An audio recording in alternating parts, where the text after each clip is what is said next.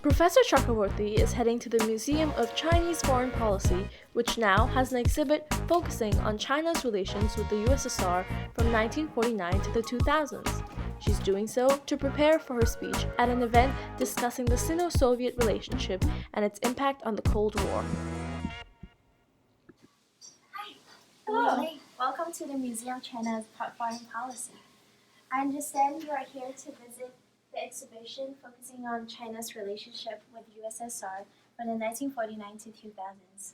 Please feel free to ask any questions. Thank you so much. Let's begin. Let's go. This is a postage stamp created after the Sino-Soviet Treaty of Alliance in 1950.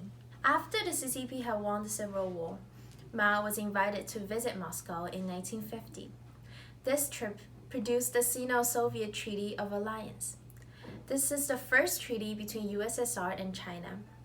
The USSR became more enthusiastic about the CCP after this victory, and the Soviet increased respect on Mao and the new PRC. Soviet planners and engineers initially developed 200 Chinese construction projects in the 1950s. Traditional buildings were pulled down for Soviet-style construction. Soviet scientific technology was also prioritized over Western technology in China. So, did this treaty mean that both countries now had a strong relationship? Kind of. After the treaty, there was a strengthening of friendship between Stalin and Mao, but there was still some tension embedded internally. Both wanted to be the leader of the International Communist League. They simply presented a peaceful image for their people. Oh yes! I've also heard that Stalin deliberately tried to delay the ending of the Korean War in order to exhaust PRC forces. Is that true? Well, many historians did suggest this. Stalin and Mao always had a tricky relationship, and the Korean War put them more pressure on them. So when American forces under the UN flag came close to the Chinese border near the Yellow River, it was Stalin who encouraged the PRC to send troops into Korea. The Soviet then gave material assistance to 1 million Chinese soldiers engaged in battle. Despite the support, Mao bitterly complained when Soviet demanded that China pay for all weapons and materials the USSR had supplied. So, when Stalin died in 1953, did it mean relations would improve? This is a good question. Let's move on to the next picture and I'll explain further. Better relationship would have been possible if Khrushchev didn't deliver his secret speech on 24th February 1956. Which attacked Stalin's crime against the party. Mao was enraged by this speech. By criticizing Stalin's cult of personality, Mao felt that Khrushchev was attacking his own style of leadership too.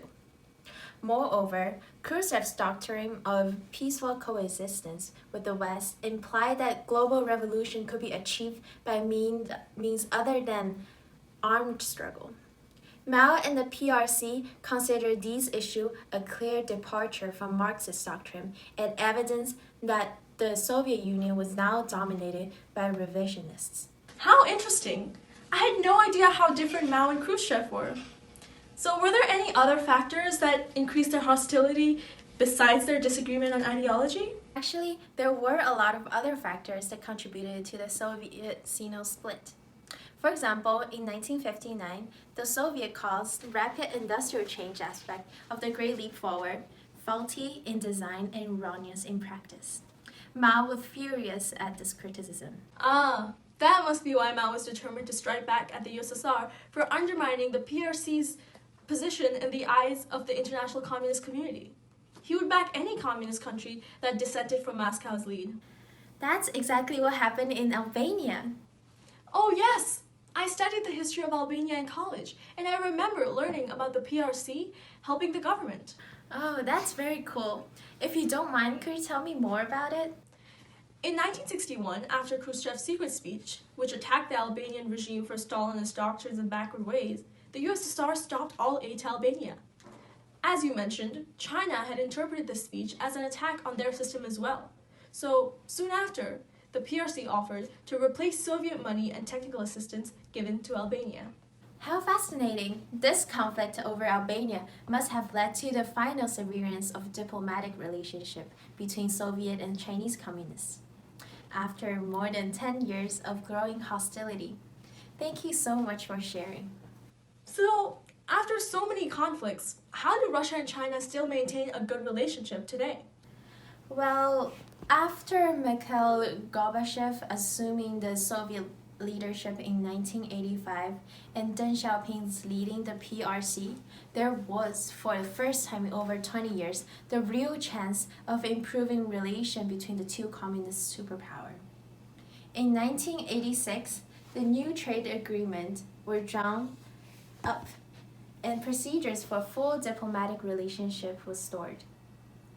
Relations improved further when, in 1989, the Soviets began their withdrawal from Afghanistan, and Gorbachev was finally invited to Beijing. And obviously, all tension ended up when the Soviet Union fell in 1991. China was finally the leader of the communist world. Exactly. So, unfortunately, now it's the end of our information session. I hope you got all you needed, and good luck with the speech. Thank you so much. And I hope to see you again in the future.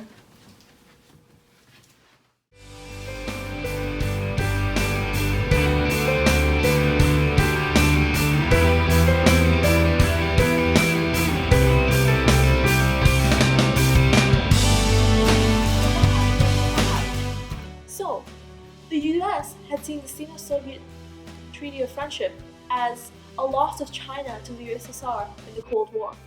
But after the Sino-Soviet split, China's role changed.